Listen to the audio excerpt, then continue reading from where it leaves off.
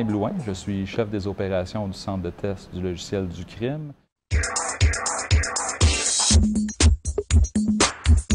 Mon background à l'origine, je suis ingénieur informatique diplômé de Polytechnique en 1992 et donc j'ai commencé à partir de là avec ce background-là dans le domaine du télécom. Donc, premièrement, par du système line-up and testing. Donc, j'ai eu à travailler en chantier pour installer des produits de télécommunications.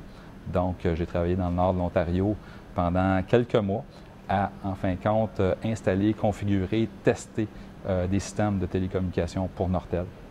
Suite à ça, j'ai travaillé en milieu de production, de fabrication de produits électroniques, toujours reliés à Nortel. Donc, j'ai mis en place des outils de test pendant des années de temps. Donc, j'ai été développeur de logiciels, mais pour tester du matériel. Donc, développer des plateformes de test, développer des outils de test pour parler avec du matériel, des choses ultimement assez bas niveau. Donc, parler à des registres, parler à des chips à l'intérieur de produits de télécom. Par contre, quand on étudie en informatique, on n'a pas nécessairement un domaine d'affaires en particulier. Donc, c'est ta première job qui détermine un petit peu ton orientation. Et moi, ce que je trouvais intéressant du télécom, c'est à la limite, en fin de compte, de l'électronique et de l'informatique. Et en tant qu'ingénieur, si j'oublie la partie informatique, la notion d'avoir du matériel entre les mains, c'était important. Parce que juste faire du software, elle est où la limite? Est-ce que je suis ingénieur ou informaticien? Je dirais que c'est peut-être plus informaticien à ce moment-là. Donc, je trouvais vraiment que j'étais dans un environnement d'engineering. Et pour moi, c'était important, en fin de compte, de ne pas être déconnecté de l'engineering. Et donc, c'était en fait le meilleur des deux mondes.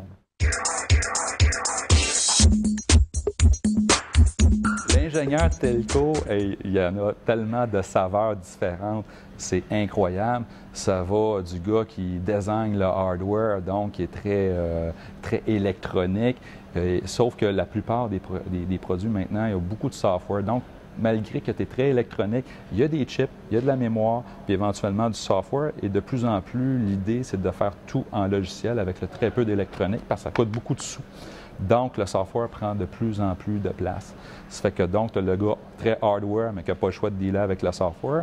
Tu as les gens qui sont de plus en plus software, qui font du software embarqué quand tu es à l'intérieur des cartes comme telles. Mais les systèmes de télécom sont des systèmes complexes, distribués, où donc tu peux avoir des softwares, je dirais, d'administration, de gestion de ton réseau. Et donc, ça, c'est du purement logiciel, pur et dur.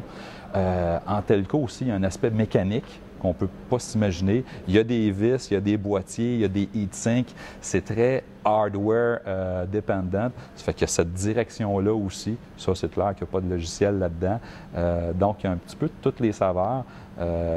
C'est aussi au niveau des protocoles, quand on parle de ce qui se promène à l'intérieur d'une fibre ou dans le RF, mais il y a beaucoup de normes internationales, donc de standards qu'il faut aussi s'approprier. Donc, Internet, il y a un paquet de standards, mais quand on est plus bas niveau, mais c'est la même chose. Donc, c'est, je dirais, peut-être des ingénieurs, en fin de compte, plus au niveau théorique, au niveau protocole, au niveau, je dirais, genre, rendre des trucs un petit peu plus génériques pour que les systèmes soient interopérables les uns avec les autres.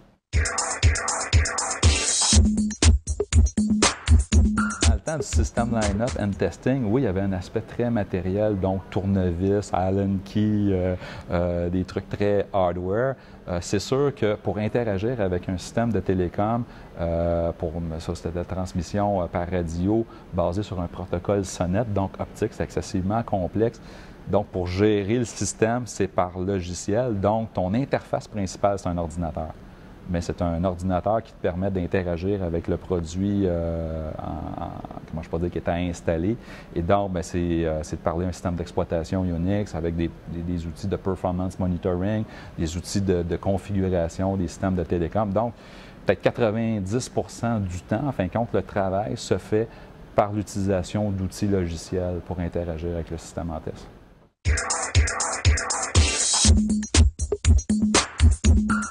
De façon flagrante, quand je suis sorti de l'école, je n'avais pas un domaine d'affaires plus qu'un autre qui était, je dirais, une spécialité. Donc, quand tu arrives dans un domaine d'affaires spécifique, donc dans mon cas, c'était le télécom, mais c'est s'approprier, c'est sûr, un paquet d'informations technologiques associées à ce domaine d'affaires-là. plus que le truc est grandiose, plus que cette courbe d'apprentissage-là est importante.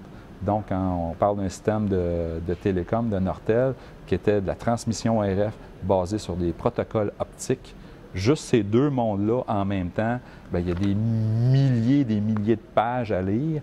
Je n'étais pas un gars qui était très près du matériel à cette époque-là. J'ai eu à comprendre juste les terminologies pour, bien, c'est quoi un ASIC? Bien, c'est un chip custom. Je ne savais pas ça, moi, quand j'étais à l'école. Un PCB, ah, ben oui, je sais c'est quoi, c'est une plaquette verte, mais là tu en as dans les mains, là. Tu branches ça comment? Est-ce que tu laisses le power dessus sur la carte quand tu la branches ou, en fin de compte, il faut que tu enlèves... Il y a tous des petits détails techniques qu'il faut que tu t'appropries. Et donc, il y a une courbe d'apprentissage qui a été très abrupte à ce moment-là. Il a fallu avoir un crash course parce que, bon, c'est évident qu'il y a des trucs très spécifiques, je dirais, du manufacturier Nortel dans ce cas-là. Donc, il faut qu'il t'explique son domaine d'affaires, qu'il t'explique ses produits et associé à ces trucs spécifiques, mais il y a tout l'aspect, en fin de compte, de documentation, plus au niveau protocole et donc dans l'ensemble, en fin de compte, du télécom, bien, où ce que Nortel est là-dedans par rapport à tout ce qui est, je dirais, normalisé. Donc, il y a beaucoup de documentation. Alors, ça a été excessivement ardu et il y a des gens qui ont été, je dirais, il y a eu une épuration à ce moment-là parce que ça prend une bonne capacité d'absorber, en fin de compte, toute cette information-là et d'être efficace rapidement. La passion ou le défi, bien, c'était de m'approprier un domaine d'affaires que je ne connaissais pas et d'utiliser mon background d'ingénieur informatique, donc de faire la liaison entre les deux. Donc, ce que je trouvais important, c'est d'être dans un domaine d'affaires que je trouvais intéressant. Donc, c'est le fun, en fin de compte, de dire, ah ben gars, il n'y a pas juste que moi, ce que je fais en tant que développeur qui m'intéresse, mais aussi, je trouve ça le fun, ce que mon client, lui, a comme défi. C'est quoi son produit, c'est quoi ses besoins, et donc d'avoir un domaine d'affaires, en fin de compte, qui est plaisant. Moi, quand j'étais à l'école, à Polytechnique, dans la formation, on touche à différents secteurs. J'ai touché à l'imagerie, des trucs le fun à la Softimage. J'ai une super bonne note. Bien, moi, je trouvais ça cute, mais les mathématiques en arrière de ça ne m'intéressent nullement. Donc, moi, avoir persisté dans ce domaine-là après le bac, ça ne m'aurait pas plu. Tester ça, ça ne m'aurait pas plu. Le résultat est le fun, sauf qu'en arrière, je trouvais que ce n'est pas quelque chose qui m'accrochait. Donc, ça te prend un domaine d'affaires qui est accrochant.